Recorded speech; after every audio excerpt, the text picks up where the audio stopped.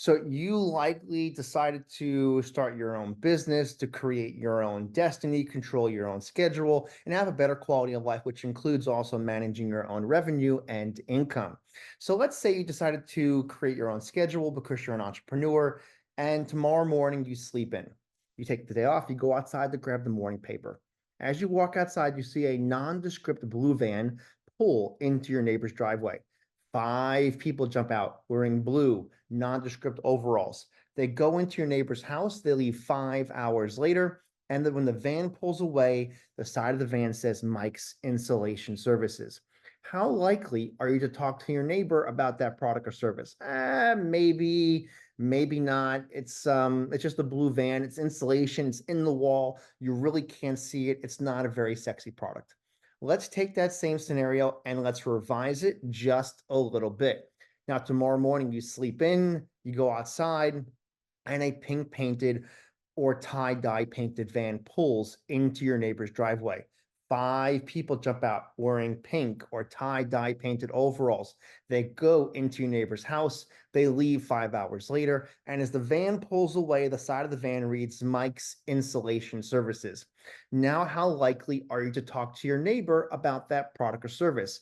Maybe a little more likely because the pink or tie dye stands out, but the insulation is still in the wall and you still can't see it. It's still not a very sexy product. So there's only one thing that you take away from the 45 minutes that you're stuck with me. I want number one to be is your brand, your products should be memorable and should be experiential. Memorable and experiential. Let's dive in a little further. So we're going to talk about money a little bit here. This is not a pricing class, but it's important to note that when we're acquiring customers, that it is difficult to get a new customer, but it's easier to retain the customer for a longer period of time.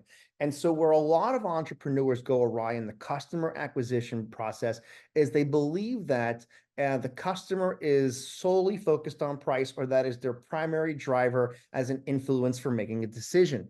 And so for some consumers, maybe it is, for some products, probably, but for the majority, it is not. It comes down to memorability, experience, and how remarkable that product is to them. What is the emotional impact? We'll cover back that in a little bit. But I want to talk about price for a moment, right? So if I was to ask you, how important is price to your customer on a scale from A, not important, to E, very important, what would your answer be? Most people would say, well, D or E. But let's challenge that assumption, right? Let's dive in a little bit to some pricing. So let's say that you're in the market to buy a 4K 60-inch television set. You go to your local TV store, you walk inside, the salesperson says, hey, how can I help you? I like that TV. "Oh, you made an excellent choice. Woo, I'm a smart customer. I made an excellent choice today.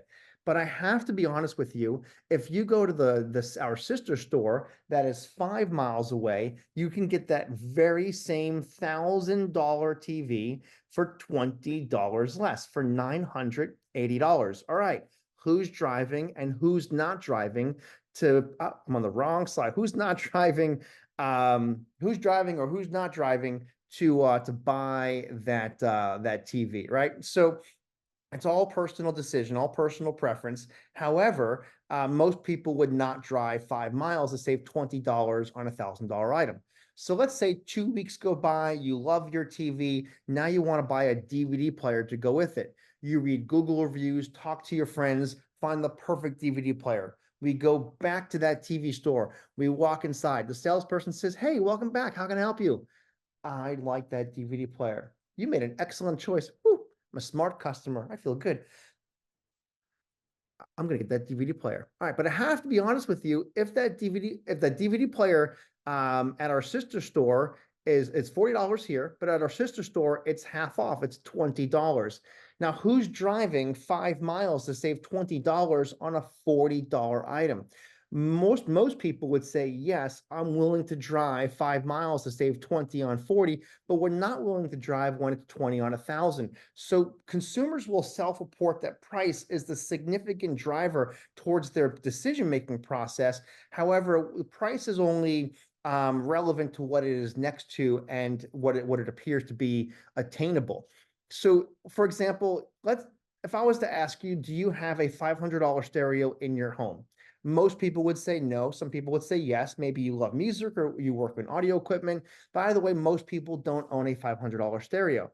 However, if you're shopping for a new vehicle and the salesperson says we can install this upgrade super duper cool new stereo system for 500 more dollars, and there we go with consumer math. Well, $500 on top of 40,000 for the car over 5 years at 2% interest. Like, oh, it's practically free. Throw it in, right?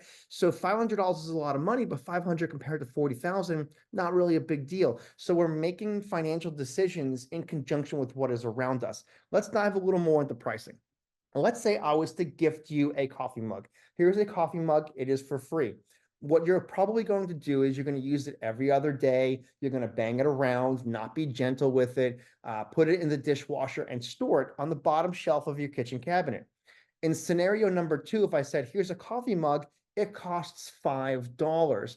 What you're likely to do is then use it every third day, bang it around a little less, still put it in the dishwasher, and it goes on the second shelf in your kitchen cabinet. But in scenario number three, if I sold you this coffee mug for $50, what you're likely to do with it or act with it is to be two hands only, special occasion only, hand wash only, and it gets stored on the very top shelf of your kitchen cabinet. So we treat things differently based upon the price that we pay for them. And so let's say that you finish watching this video and you're driving and running errands and you pass by a gas station. You're like, thank goodness, Mike finally shut up. I can get out of here. So you're running some errands and you pass by a gas station and the gas station sign says dollar per gallon. In that moment, on a scale from A, miserable, to E, excited, how do you feel for a dollar per gallon? Probably excited, right? Yes, I'm gonna buy some fuel cans. We're gonna stock up today. But in scenario number two, if you're driving past a gas station and the sign says it's a dollar per gallon, but the gas station is on the opposite side of a complex four-way intersection, now how do you feel? You're probably going to skip getting that gas and just pay regular price later on because we're buying the convenience, we're buying the access, we're buying time, right? So we're not actually buying the fuel. We're choosing to pay more money in order to pay for convenience.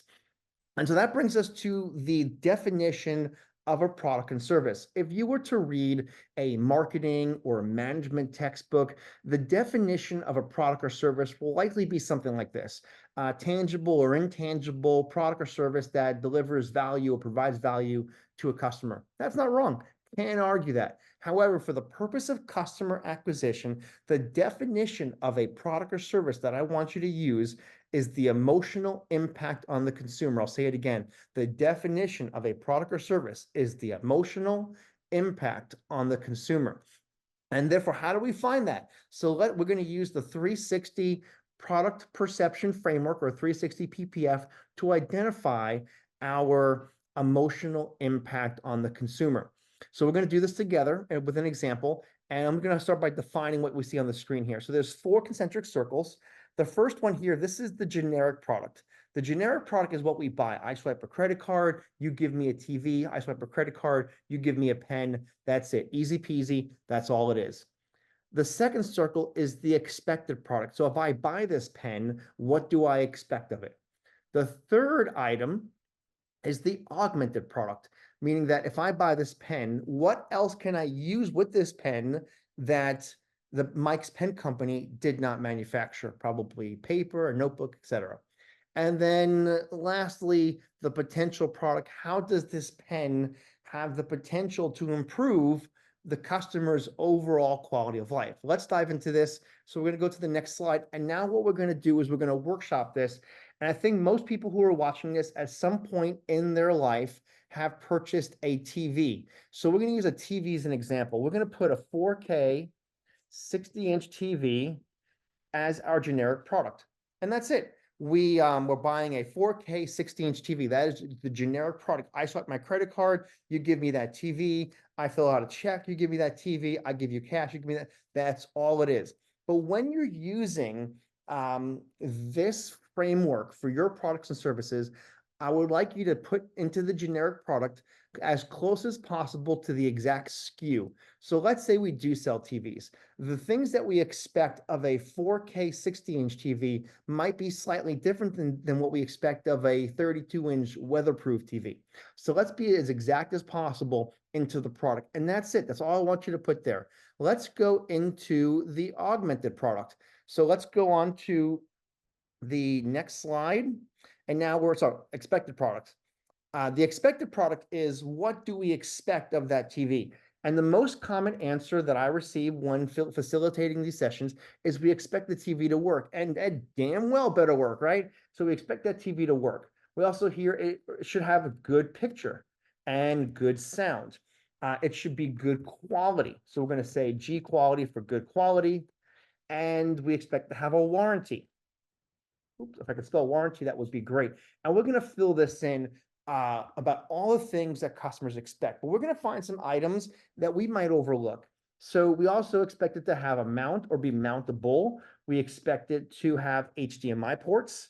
We expect it to be a smart TV. But then if I was to say, let's say you bring this TV home, you and your friend or you and your significant other mount this TV on your wall, you go to plug it in, but there's no power cord in the box. How do you feel? Woo, I'm livid, mad. We're gonna start calling the company. We can't use this brand new TV. So the question for you is, what is your product's power cord? What is so important for the customer, but something that we easily overlook as the entrepreneur or the product manager? And that brings us to, we also expect it to have a remote control, but we also expect that remote to have batteries. Because if the remote doesn't have batteries, we need two AA's. We go to that one junk drawer in our kitchen. We're searching around. We find one AAA, one AA, one D, one C, and now we have to go to the store just to buy these batteries. Darn you, my TV company. Now I have to go to the store. So these things start adding in, right? All these things are important to the consumer and things that they expect. So let's say we go to the store. We're going to buy our TV, but there's only two boxes there, two boxes of this TV, same make and model. One box is pristine, and the second box has a small little tear in the corner. Which box are we likely to buy? Probably the one that has the pristine packaging, right? I'm going to pristine piece so it fits into the circle here. And so we're going to buy the one that has the best possible packaging, because even that little tear doesn't mean that the TV is broken, but it gives us the perception that the box or the TV is not properly packaged, or is potentially damaged, or was banged around in shipping. So these just are a few things that we care about. And I'll talk about one more, and that is color. So like, Mike, what do you mean color? Of course we expect to have a color TV. Well, the next time you go to a store that sells TVs, whether it be Walmart, Target, Best Buy, or somewhere else, I want you to look at the boxes of the television sets, because the boxes are going to have, they're going to show a picture of a color TV, but all of the messages on the box are about the processing power, refresh rate, the quality of the screen. Nothing on the box really says color TV. So how mad would you be if you brought this TV home, mounted it on your wall, plugged it in, turned it on, and the TV is in black and white? We'd probably be kind of upset. So now let's go into the augmented product. Let's go on to, the slide would work. That would be great. All right, the augmented product. So the augmented product is, what else can we use with this TV that Mike's TV company did not manufacture, right? So let's start with potentially the mount to place it on the wall. We're going to go with those HDMI cables. If I could spell HDMI, that would be awesome. And so then we want to actually watch TV. So we're going to put cable. I'm going to age myself here. We're going to put satellite, and then we're going to place Hulu and Netflix, and then Disney Plus, and the list goes on. There's many streaming, so I don't think I can name all the streaming services. But then there's also PS5, there's Xbox, and there's gaming consoles or Nintendo Switch. And so the list goes on here. But also, it's thinking outside the box, not just the items that actually plug into the TV or you download onto the TV. It's also things that you use with it. For example, probably having popcorn. We're going to use popcorn with a movie, potentially if we enjoy the movie by ourselves or with friends or with loved ones. And so we can also put on here snacks as well.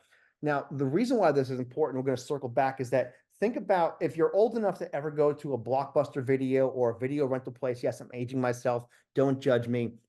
And when you check out, you're going to likely see snacks at the point of sale, such as all those kind of the candy boxes you get at the movie theater, popcorn, et cetera, et cetera. And so these are other items we can use with the TV that Mike's TV company did not manufacture. And that brings us to the final portion of the 360 product perception framework, and that is the potential product. How does the product have the potential to improve the customer's overall quality of life? Mike, how's a TV going to improve my quality of life? That's ridiculous. Let's break it down. So first, it's going to provide us with entertainment. Then it's going to provide us with information if we watch the news, whether that be CNN, MSNBC, Fox News, and the list goes on. It's also going to provide us maybe with exercise. Maybe we watch our workout videos on our television set. It provides us with movie night or family night, I should say. And maybe we also have date night or Netflix and chill. So these are items that provide experience for us and and potentially improves our quality of life. Now think about when you get home from a long day of being an entrepreneur. You get home, you're still going to open your laptop, and maybe you force yourself to sit on the couch and not do extra work after a full work day.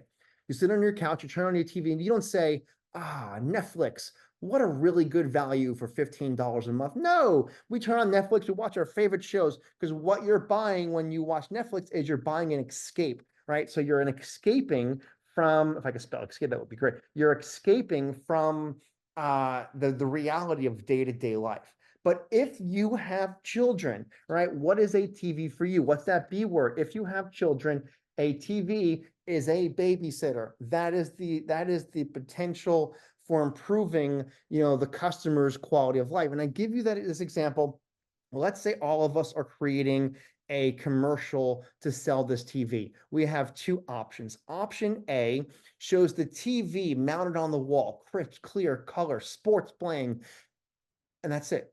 But option number two, the TV is in the background, sort of blurred out. And then there's two small children looking up at the TV, also kind of blurred out. But in the foreground is a mother drinking a glass of wine. Which one is likely to sell more TVs? Probably the latter one, because we're selling the escape, we're selling the babysitter. So when we look at this model here, we see that there's a lot of words, and we can continue to fill this in for the next 3 hours. There's a lot of words we can put here for a television set. However, how many places on this framework do you see the word TV?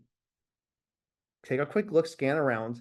There's only one place where TV is listed, and that is right here in the generic product. So when you're marketing your product and you're building that experience for your customers, to get customers and retain customers, we're not selling the TV. We're selling everything outside of the generic product. We do not market the generic product. People do not want to buy a TV. We want to buy the best quality TV, the one that has the good warranty with the pristine box, that has a power cord. The remote comes with batteries. It can mount on the wall or it comes with a stand. It has 4 more HDMI ports than its competitor. It's a smart TV. It can be used with Hulu, Netflix, Disney Plus, PS5, Xbox, and the list goes on. So we're marketing everything outside of the generic product. And this outside here in the expected, the augmented, and the potential, this is the emotional impact on the consumer. This is the product that we are selling to our customers. All right, so I'm going to erase this. I'm going to give it 5 seconds before I clear it all in case I want to grab a screenshot, or you just want to rewind, or look at me being aging myself using the word rewind. If you want to play this backwards and go ahead and screenshot it. So let's go ahead and clear the screen. I'll get rid of the annotation tool and let's drive on. So let's talk about clothing for a moment. If you go to, let's talk about vanity pricing, or vanity sizing, I should say, vanity sizing. American Eagle was the first retail company to start applying vanity sizing. So let's say you normally wear a size 32 jeans or a size 7 jeans, and you go to the store and you try on some jeans in the fitting room.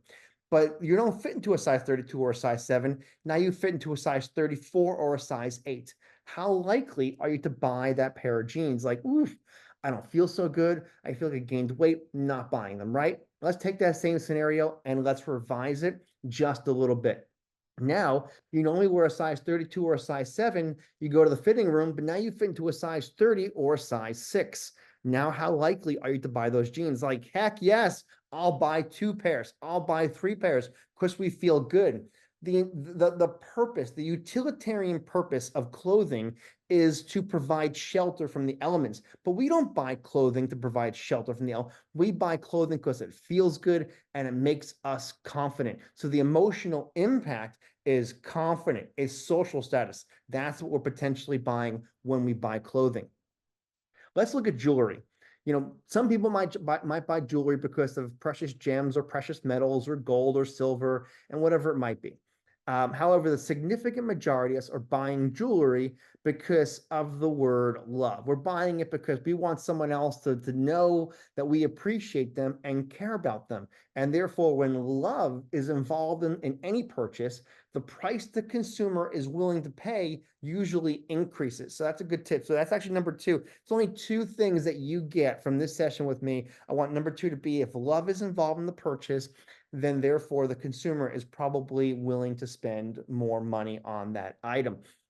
So we're buying love, we're buying appreciation, we're buying status, we're buying to make ourselves feel good about someone else.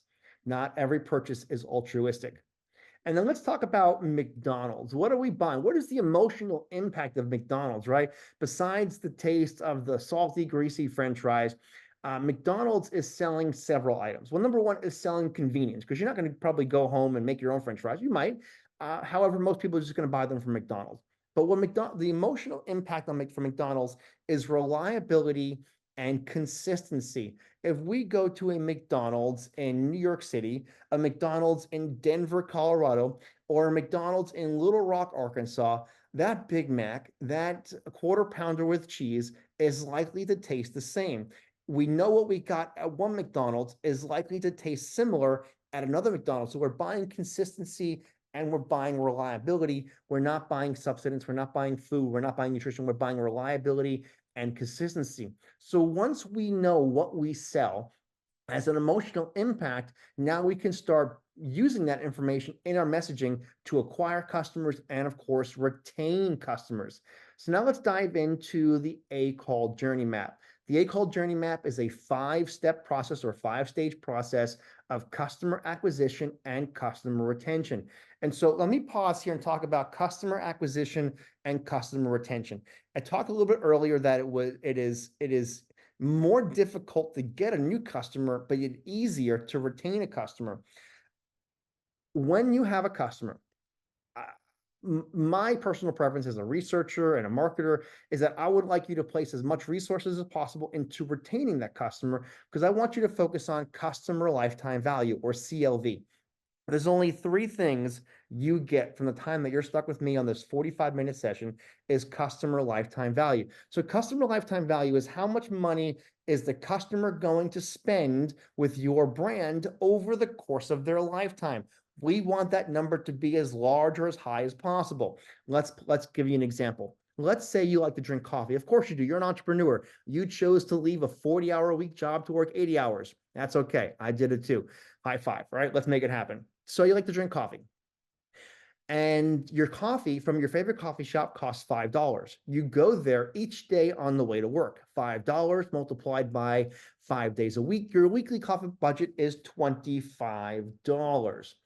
And so let's say you drive to work 50 weeks a year, 50 weeks, 2 weeks for vacation. So 50 multiplied by $25 is $1,250. That is your annual coffee budget. Is anyone second guessing their coffee habit? Probably, maybe some not. Now, at the time of this recording, the average homeowner in the US resides in their home for 7 years. So let's say you take that same route to work for 7 years, 50 weeks a year, 5 days a week. Your customer lifetime value to that coffee shop is $8,750. That's a lot of money, right? Sweating out that coffee budget. But if I was to ask you or say to you, hey, welcome to Mike's coffee shop. Here's the latte you ordered. That's going to cost you $9,000 and you get free coffee for the next 7 years. Any takers? Probably not, right? However, we are willing to spend $9,000 over a long course of time, just not all at once. And so this is where the A-call journey map comes in, and it breaks into two sections, right? We have awareness, consideration, conversion, action, and loyalty as the 5 phases, but everything before my marker here, awareness, consideration, conversion, is customer acquisition, action, and loyalty is customer retention.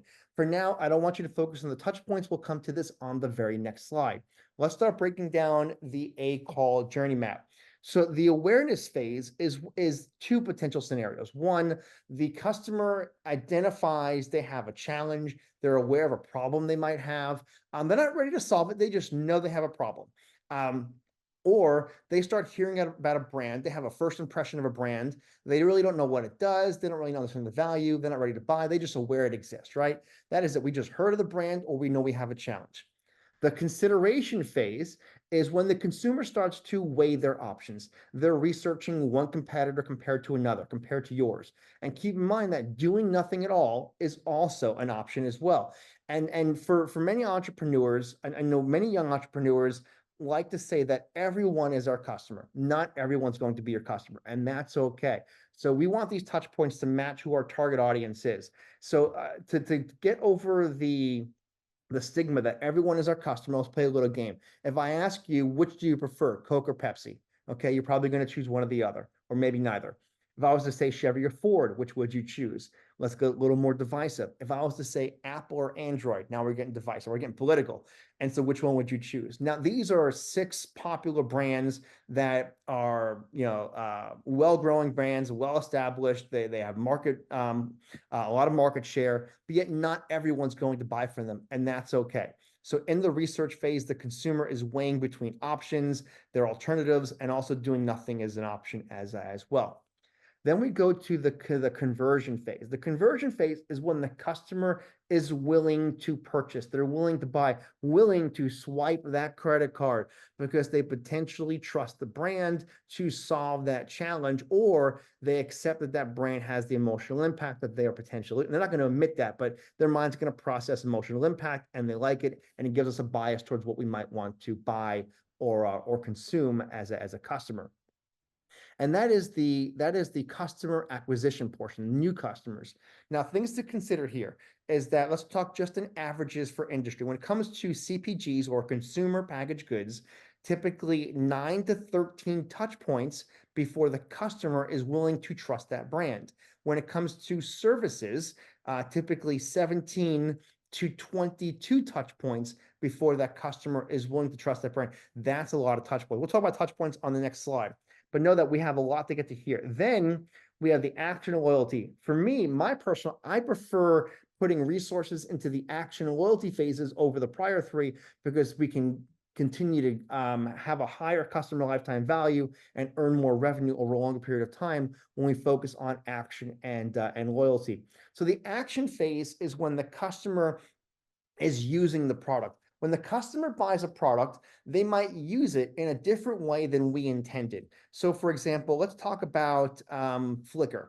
Flickr is a photo sharing app, or photo sharing website as well. But originally they weren't a photo sharing app or website. Originally it was a game. The founders created a game, but to make the game a little more realistic, they asked their users to upload photos and they could incorporate the photos into the game.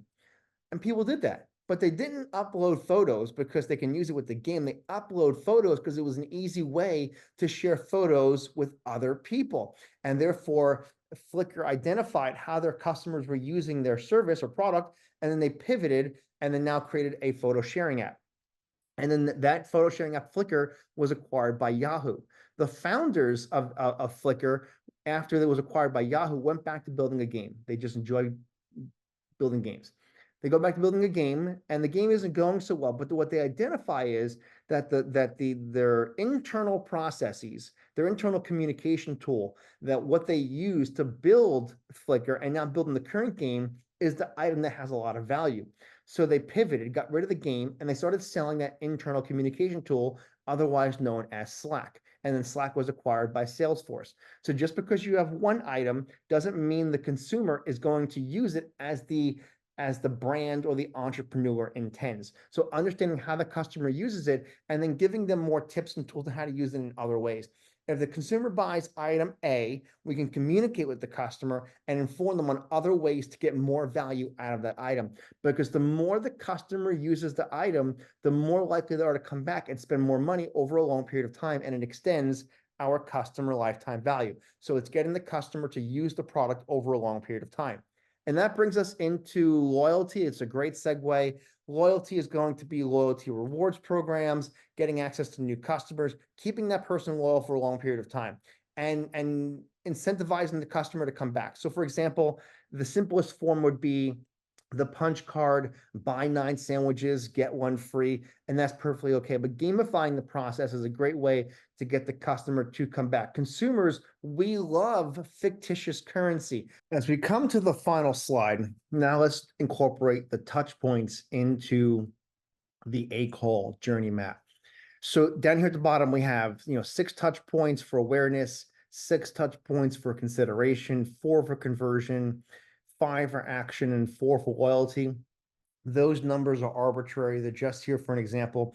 Your touch points that they might be 15 for awareness and 2 for consideration. It's just arbitrary, and it's best to match the touch points to your customer's behavior. So for example, here we have search engine optimization and awareness, digital ads, retargeting, geofencing, social media, word of mouth, and the list goes on.